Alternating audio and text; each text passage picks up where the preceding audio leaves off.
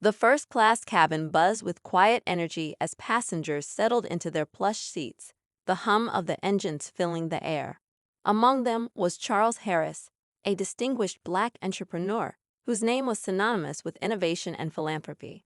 Dressed sharply in a tailored navy suit, Charles exuded an air of quiet confidence. His success was evident in the small details: a gold wristwatch, leather briefcase, and the way the flight attendants greeted him with extra respect. As Charles settled into his seat by the window, he pulled out his tablet, skimming through the latest reports for an upcoming charity gala he was hosting. He had come a long way from his humble beginnings, and every step of his journey was a testament to perseverance and vision. Yet, no amount of wealth or status could shield him from the prejudices that still lingered in the world. Unbeknownst to him, in the cockpit, Captain Mike Collins was already seething.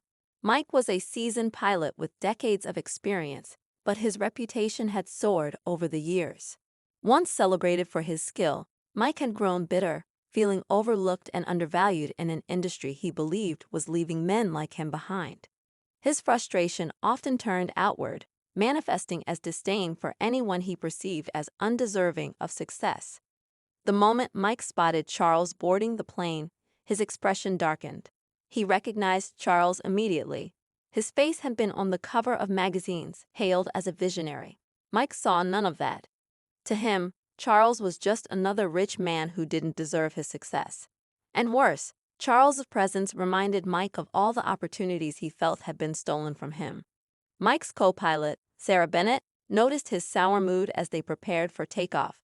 "Everything okay, Captain?" she asked, her tone light but cautious. "Fine," Mike replied curtly, though the way he gripped the controls told a different story. Back in the cabin, Charles remained oblivious to the brewing tension. He smiled warmly at the flight attendant who brought him a cup of herbal tea, thanking her by name. He had a way of making people feel seen, a trait that had endeared him to many, but also earned him silent resentment from those who couldn't understand how someone like him had risen so high. As the plane climbed to cruising altitude, Charles leaned back and closed his eyes, unaware that he was at the center of Captain Collins' growing resentment. It began subtly, a sudden sharp lurch of turbulence that caused murmurs of unease throughout the cabin. The seatbelt sign flashed on, and a crackling announcement from the cockpit followed. "Attention passengers, this is your captain speaking. We're experiencing some minor turbulence. Please remain seated with your seatbelts fastened." Mike's voice was calm, professional even, but Sarah glanced at him with a flicker of concern. The turbulence wasn't entirely natural.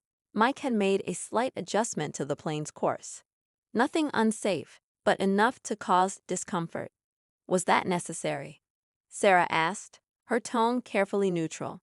"Just keeping them on their toes," Mike replied with a smirk that didn't reach his eyes. The turbulence passed, and Charles returned to his reading, unfazed. If he noticed anything unusual, he didn't show it, but Mike wasn't done. Another announcement crackled through the speakers. "Ladies and gentlemen, we're expecting some prolonged turbulence. Please bear with us." This time, the plane shuddered more violently. Overhead bins rattled, and gasps of alarm rippled through the cabin. A young child began to cry, and a nervous passenger clutched the armrests tightly. Charles frowned, his instincts telling him something was off. He looked around the cabin, noticing the unease spreading among the passengers. He signaled a flight attendant. "Excuse me," he said politely. "Do you know what's causing this turbulence? It feels unusual." The flight attendant hesitated, glancing toward the cockpit.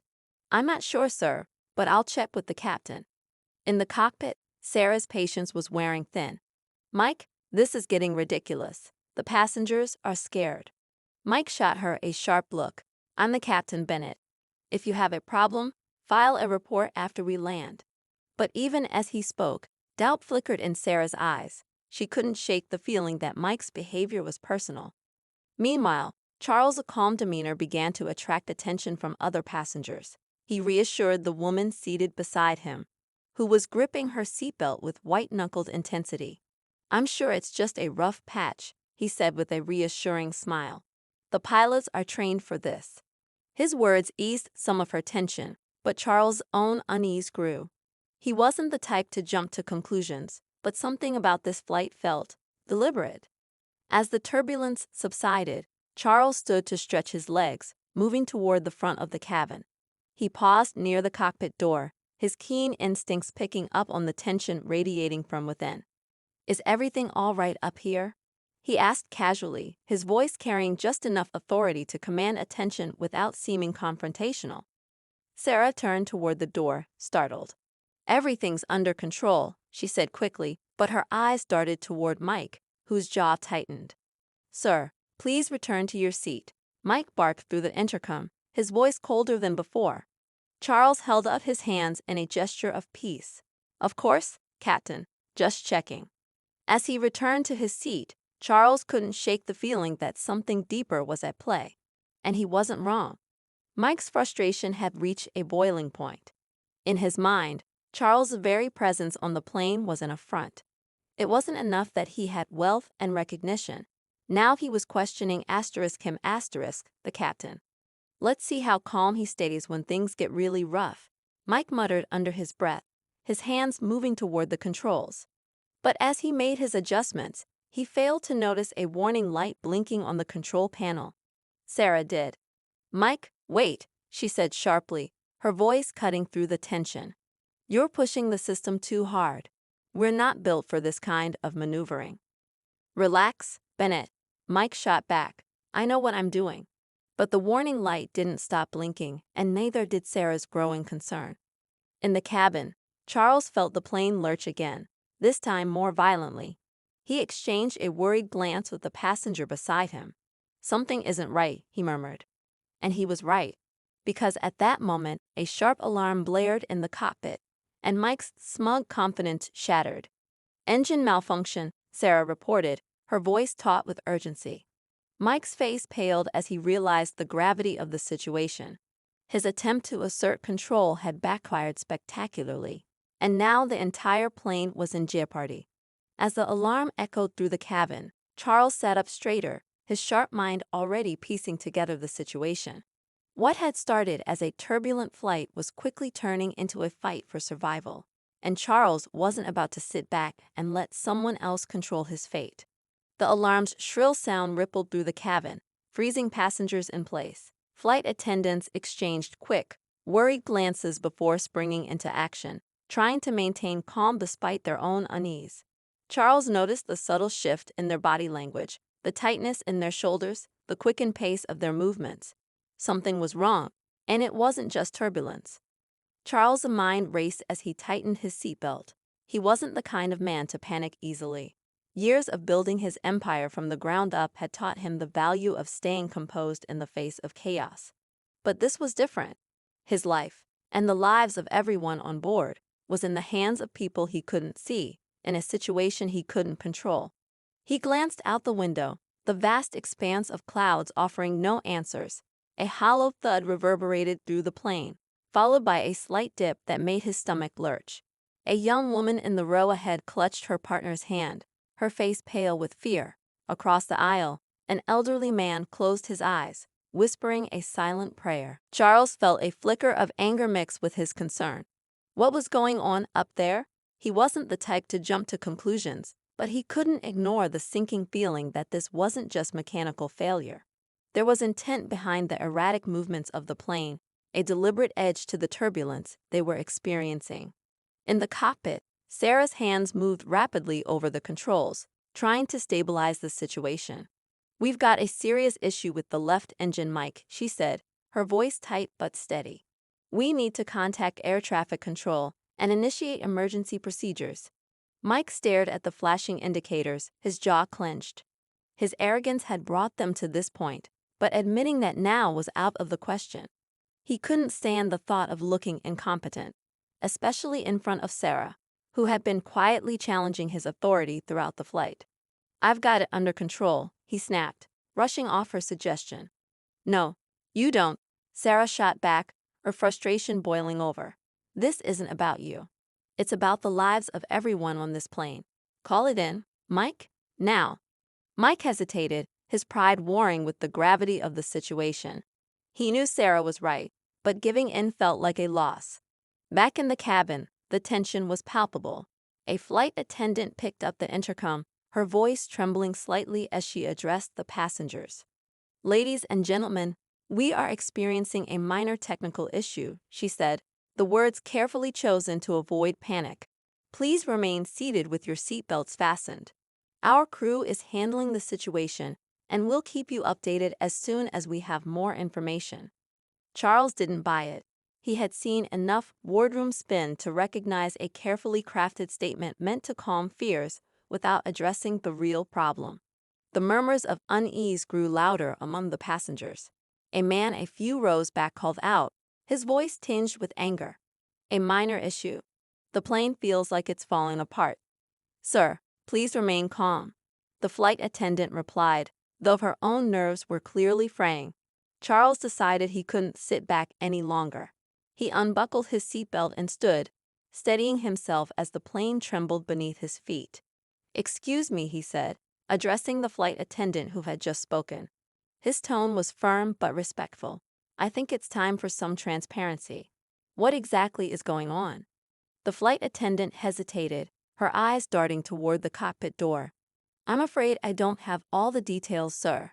But I'd assure you, the captain is doing everything he can to resolve the situation." Charles nodded, sensing that pressing her further would only add to her stress. Instead, he glanced toward the cockpit door, his resolve hardening. Inside, the tension between Mike and Sarah had reached a boiling point. "You're going to get us killed," Sarah said bluntly, her voice low but intense. Mike glared at her, his hands gripping the controls. "You don't know what you're talking about.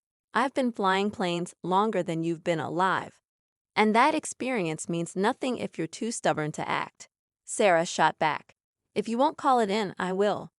She reached for the radio, but Mike grabbed her wrist, his eyes flashing with anger. "Don't you dare," he hissed. Sarah froze, her heart pounding. For the first time, she realized just how far Mike was willing to go to protect his pride. In the cabin, Charles moved toward the front of the plane, his sharp eyes taking in every detail. The passengers watched him, their expressions a mix of curiosity and hope. He carried himself with an authority that made people believe he could make a difference. He reached the cockpit door and knocked firmly. "Captain, this is Charles Harris. I'd like to have a word."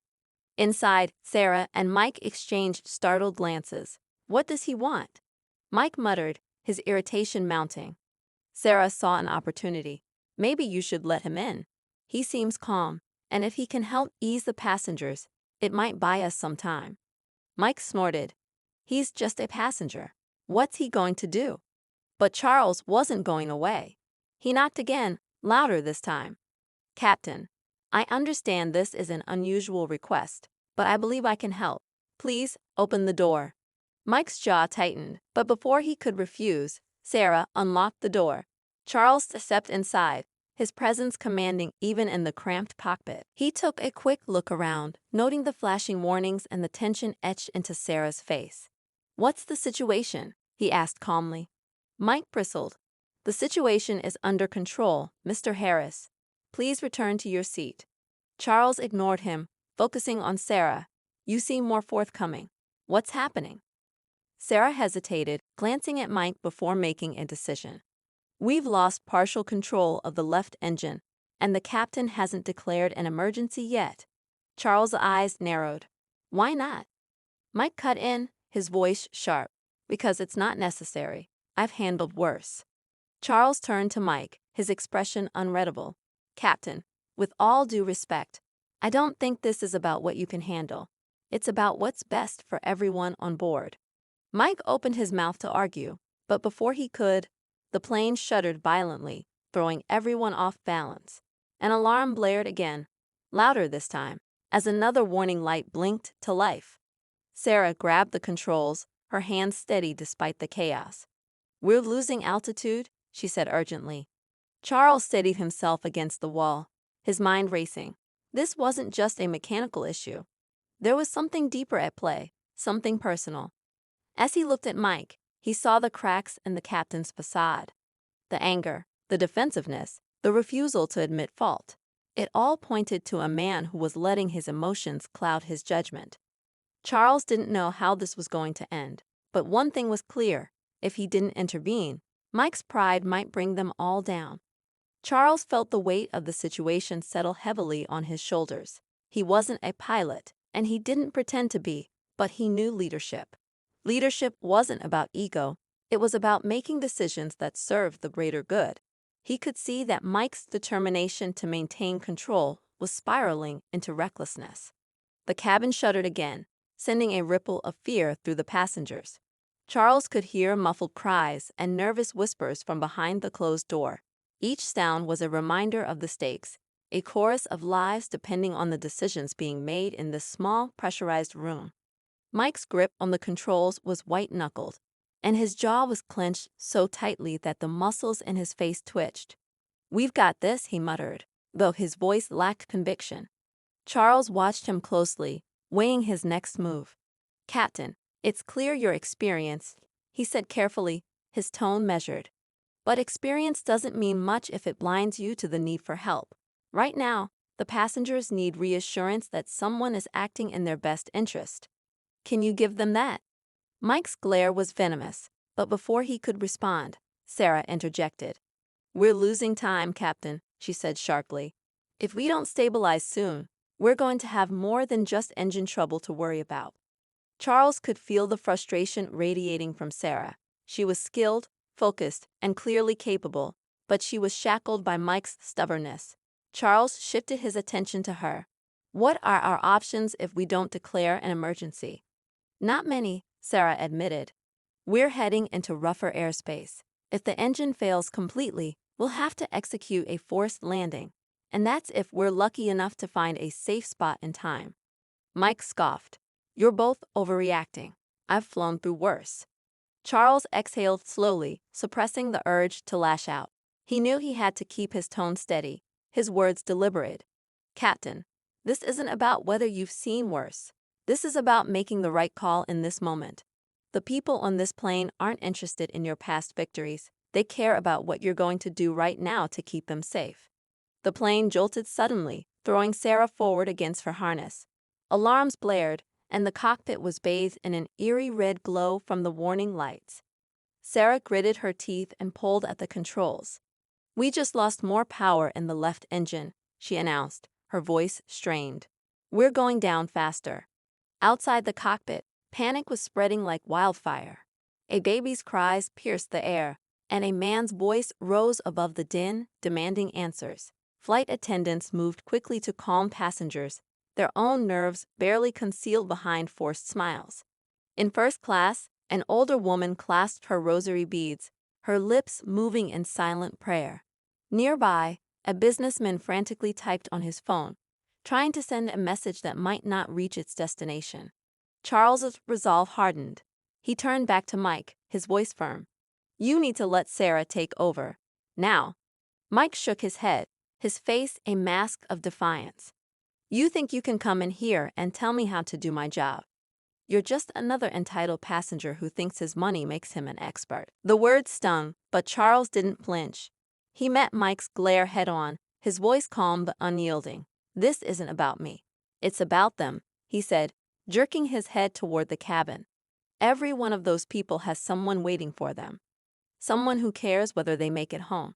If you can't see that, you have no business being in this seat." Sarah's voice cut through the tension like a blade. "We don't have time for this," she snapped. "We need to divert now. If we don't, we're not going to make it." Mike's hand hovered over the controls, hesitation flickering in his eyes. For a moment, Charles thought he might relent, but then Mike's expression hardened. He reached for the radio and began to call in a status update that fell far short of an emergency declaration. Charles clenched his fists, frustration boiling inside him. How could someone be so blinded by pride? He couldn't let this go on. Back in the cabin, the mood was deteriorating. A young mother tried to soothe her crying toddler while clutching the armrest with a white-knuckled grip. The elderly man who had been praying now had tears streaming down his face. A flight attendant whispered urgently to another, "We need to keep them calm, but I don't know how much longer we can manage." Charles could feel the weight of all those lives pressing down on him. He wasn't a hero, but he knew he couldn't sit back and do nothing. He had to find a way to break through Mike's stubbornness, to get Sarah the control she needed to save the plane. The plane shuddered again, a sickening lurch that made Charles grab onto the nearest surface to steady himself. He glanced at Sarah, who was working furiously at the controls, her face a mask of focus and determination. "Sarah," he said quietly, "what do you need from me?" She glanced at him, her eyes filled with a mix of fear and resolve. "I need the captain to step aside," she said bluntly. "If he doesn't, we're all in serious trouble." Charles nodded. It was the answer he expected, but hearing it out loud made the stakes feel even more real. He turned back to Mike, who was still clinging to his illusion of control. "Captain," Charles said, his voice low but commanding, "this is your last chance. Do the right thing, or I'll make sure everyone on this plane knows exactly who's responsible if things go wrong." Mike's hand hovered over the controls, his expression a storm of emotions, pride, anger, and something else Charles couldn't quite place. For a moment, it seemed like he might relent, but the next jolt of turbulence sent the plane into another sharp dive, and all bets were off. The plane's dive was sharper this time, the cabin filling with cries of terror as passengers braced themselves against the sudden shift. Charles felt the air thicken with panic, the atmosphere charged with fear and desperation. In the cockpit, the alarm lights blinked like a countdown to disaster. The sound of strained metal echoed faintly beneath the roar of the engines, a grim reminder of the fragile line they were walking. Sarah struggled with the controls, sweat beading on her forehead as she worked to keep the plane stable. "We're losing altitude too fast," she called out, her voice tight with urgency. Mike's jaw was clenched so hard it looked like it might crack. His hands were glued to the yoke, but they trembled slightly now. The confidence he had clung to so fiercely was starting to crumble under the weight of reality. Charles leaned forward, gripping the edge of his seat. "Captain, if you can't do this, let her take over," he said firmly, though he could feel his own heart pounding against his ribcage. "We're running out of time." Mike shot him a venomous glare, but didn't respond. His silence was deafening, a bitter mixture of denial and helplessness. Charles could see it in his eyes, the slow, creeping realization that he was no longer in control. Suddenly, the radio crackled, breaking the tension. A calm but urgent voice came through. "Flight 762, we have you on radar. Your altitude is dropping rapidly. Please confirm your status." Mike hesitated, his hand hovering over the radio. Sarah glanced at him, then at Charles, her expression pleading. The weight of her gaze wasn't lost on him. "Answer them," Charles said, his voice sharp now. "Tell them what's happening before it's too late." Mike gritted his teeth and finally pressed the button. "This is Flight 762, he said, his voice cracking slightly. "We're experiencing engine failure and losing altitude. Requesting emergency landing clearance." The words hung in the air like a thunderclap. For the first time, Mike had acknowledged the severity of the situation. But the relief Charles felt was fleeting. The battle was far from over. "Flight 762, roger that. Diverting you to the nearest runway. Stand by for coordinates," the voice on the radio replied. Sarah exhaled sharply, her hands still working the controls. "That's a start," she muttered, though her tone suggested she wasn't convinced it would be enough. The plane lurched again, the left side dipping sharply before Sarah managed to stabilize it. In the cabin, drinks spilled and overhead bins rattled. Passengers gripped each other, their faces pale and eyes wide with terror. One of the flight attendants stumbled into the cockpit, her face ashen. "Passengers are panicking," she said, her voice trembling. "Some are trying to unbuckle and get out of their seats. We need to say something to calm them down." Charles looked at Mike, who seemed frozen in place. "You're the captain," Charles said pointedly. "This is your moment to step up. Speak to them." Mike blinked, as if waking from a trance. He reached for the intercom but hesitated, his hand hovering over the button. Charles could see the doubt etched into his face, the battle raging within him. "We don't have time for this," Sarah snapped, her voice cutting through the tension. "If you're not going to do it, someone else will." Charles didn't wait for Mike to respond. He grabbed the intercom and pressed the button, his voice steady despite the storm inside him. "This is Charles speaking," he began. "I know you're scared. I know this isn't what any of us expected. But I promise you, we are doing everything we can to get you safely on the ground. Please stay seated, keep your seatbelts fastened, and trust that we will get through this together." The cabin fell into a tense silence. The only sound the hum of the struggling engines. Charles handed the intercom back to Mike, who looked at him with a mixture of anger and shame. "You had no right," Mike began, but Sarah cut him off. "He had every right," she said sharply. "You froze, Captain, and right now, freezing isn't an option." The plane shuddered again, and a warning alarm blared. Sarah's hands flew over the controls as she fought to keep the plane level. "We're coming up on rough terrain," she said grimly. "If we don't gain some altitude, this could get ugly fast." Charles turned back to Mike, his patience finally snapping. "This isn't about your pride anymore," he said, his voice low and intense. "This is about survival. If you can't see that, then step aside and let someone who can." Mike's face flushed red, but he didn't respond. Instead, he released the yoke, his hands falling to his sides. It wasn't an admission of guilt, but it was enough. Sarah immediately took full control, her movements swift and precise. "Thank you," she muttered, her focus never wavering.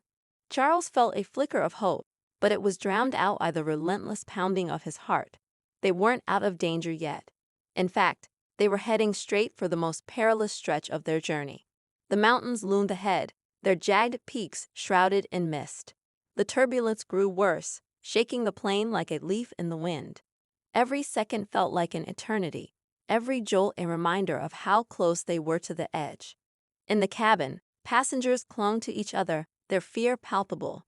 A young boy buried his face in his mother's shoulder, his small body trembling. An elderly man closed his eyes and murmured a prayer, his hands clasped tightly around a locket. Charles clenched his fists, his mind racing. He wasn't a man of faith, but in that moment, he found himself silently pleading for a miracle. The stakes had never been higher, and the outcome was far from certain. The turbulence worsened, the plane rattling violently as it cut through the misty peaks. Sarah gripped the controls with white-knuckled intensity, her focus razor-sharp. Charles could feel the weight of every second, the silent prayers of passengers hanging heavy in the air. But just as a sliver of hope began to flicker, a shrill alarm pierced through the cockpit. "What now?" Sarah muttered, her voice tight with frustration. Her eyes darted to the control panel, scanning the flashing warnings. A sinking feeling settled over her as the realization hit. "We've lost hydraulic pressure," she said grimly, her voice barely above a whisper. "The rudder's not responding." Charles felt the blood drain from his face. He didn't need to be a pilot to understand the gravity of what she just said.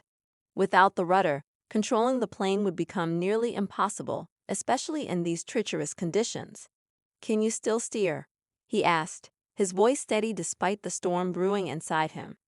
Sarah nodded, but her expression was anything but reassuring. "Barely. It's going to take everything I've got to keep us level. But landing? That's a whole different story." Mike, who had been silent since relinquishing control, suddenly leaned forward, his eyes narrowing as he studied the panel. For the first time, his bravado seemed to give way to genuine concern. "We're not going to make it to the runway like this," he said, his tone matter of fact. "We'll have to find another way." Sarah shot him a sharp look. "And what do you suggest?" "Jump out and hope for the best." Mike ignored the jab, his gaze fixed on the terrain ahead. "There," he said, pointing to a narrow valley below. "If we can get low enough, we might be able to put her down there. It's not ideal, but it's better than slamming into a mountain." Charles followed his gaze, his stomach turning at the sight.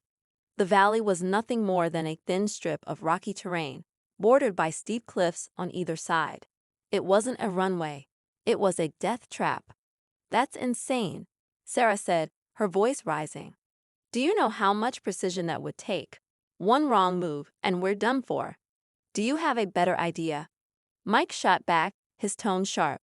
The tension between them crackled like static, but Charles stepped in before it could boil over. "Enough," he said firmly. "This isn't the time for fighting. We need a plan, and we need it now." Sarah hesitated, her jaw tight. Finally, she nodded, her focus returning to the controls. Fine, but if we're doing this, it's going to take all of us working together. No more ego trips, no more arguments. Agreed? Mike gave a curt nod, though his jaw was still clenched. Charles didn't miss the flicker of doubt in his eyes, but he chose not to comment. As the plane descended toward the valley, the turbulence grew even more violent. The mist swirled around them, obscuring their view and adding another layer of danger. Sarah's hands moved like lightning over the controls, her every movement precise and calculated. But just as they began to level out, a new warning light blinked on the panel. Sarah's stomach dropped as she read the display. "Fuel leak," she said, her voice hollow. "We're losing fuel fast." Charles felt a cold sweat break out on his forehead. A fuel leak at this altitude, with no clear path to safety, was a death sentence. "How much time do we have?" he asked, his voice low. "Minutes, maybe," Sarah replied, her hands never leaving the controls. "It depends on how fast it's draining." Mike leaned closer, his eyes narrowing. "We need to shut down the affected engine. It'll buy us a little more time." Sarah hesitated, her mind racing. Shutting down an engine would reduce their power, making it even harder to control the plane. But leaving it running could cause an explosion. It was a gamble either way. "Do it," Charles said finally, his voice steady. "We don't have a choice." Sarah nodded, her hands flying over the controls. The engine sputtered and went silent, the plane lurching slightly as it adjusted to the loss of power. The tension in the cockpit was suffocating, every breath heavy with unspoken fears. In the cabin, the passengers were eerily silent now, their earlier panic giving way to a grim resignation. A young mother clutched her toddler tightly, whispering soothing words even as tears streamed down her face. An elderly couple held hands, their fingers intertwined like roots anchoring them in the storm. Charles closed his eyes for a moment, the weight of the situation pressing down on him. He thought of his family, of the life he'd built and the people who depended on him. He wasn't ready to let it all slip away, not like this. But just as he opened his eyes, a new sound reached his ears, a faint, rhythmic thumping, growing louder with each passing second. It took him a moment to realize what it was. Helicopters. Hope surged through him as he spotted the faint outline of two helicopters emerging from the mist. They were military grade, their sleek forms cutting through the air like blades. "They found us," Charles said, his voice barely above a whisper. Sarah glanced out the window, her eyes widening. "They're signaling us," she said. "They're guiding us toward the valley." For the first time, a flicker of hope lit up the cockpit. But even as the helicopters drew closer, the plane's descent became more erratic, the loss of hydraulic pressure making it nearly impossible to steer. The valley loomed ahead, a narrow strip of salvation and peril. The stakes had never been higher, and the margin for error had never been smaller. As the plane dipped lower, the helicopters fell into formation, their presence a lifeline in the storm. But even with their guidance, the outcome was far from certain. The final moments of the descent would test every ounce of skill, courage, and determination they had left. The plane hurtled toward the valley, the jagged cliffs rising like walls on either side. Sarah's hands were steady on the controls, her focus absolute as she fought to keep the aircraft level. The helicopters flew just ahead, their blinking lights piercing through the dense mist, guiding them toward the narrow strip of land below. The passengers braced themselves, their knuckles white as they clung to their seats. The cabin was eerily silent except for the sound of the plane's engines struggling against the failing hydraulics. Every breath, every heartbeat, was synchronized in collective anticipation of what was to come. "We're almost there," Sarah said, her voice tight with concentration. "Hold on." Charles, seated beside her, gripped the edge of the console, his mind racing. He glanced at Mike, who was staring intently out the cockpit window. Despite their earlier conflict, there was no trace of arrogance or defiance in his expression now, only a grim determination to survive. As the valley came into clearer view, it became obvious how narrow the landing zone truly was.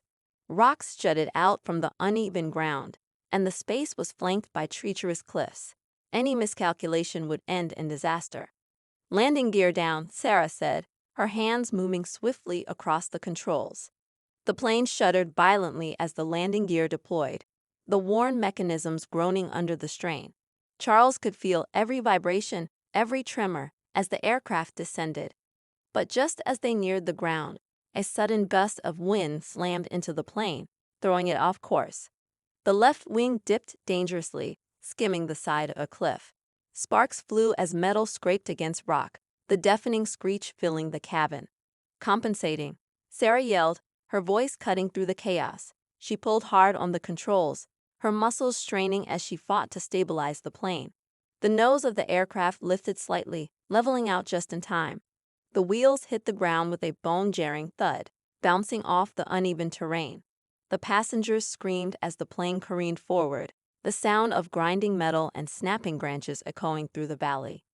"Brakes," Mike shouted, his voice hoarse. "I'm trying," Sarah snapped, her hands gripping the controls with every ounce of strength she had left.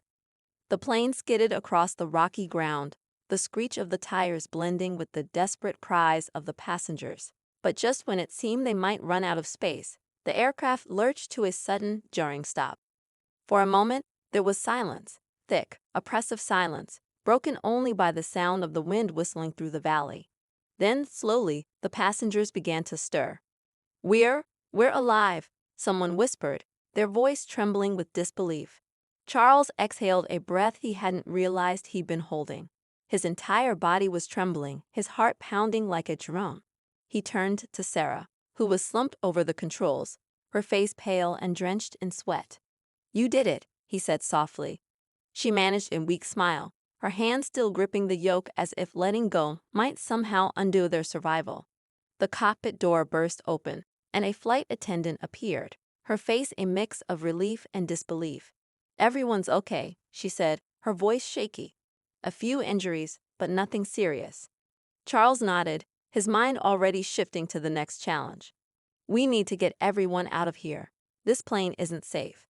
As the passengers began to disembark, assisted by the crew, the helicopters landed nearby.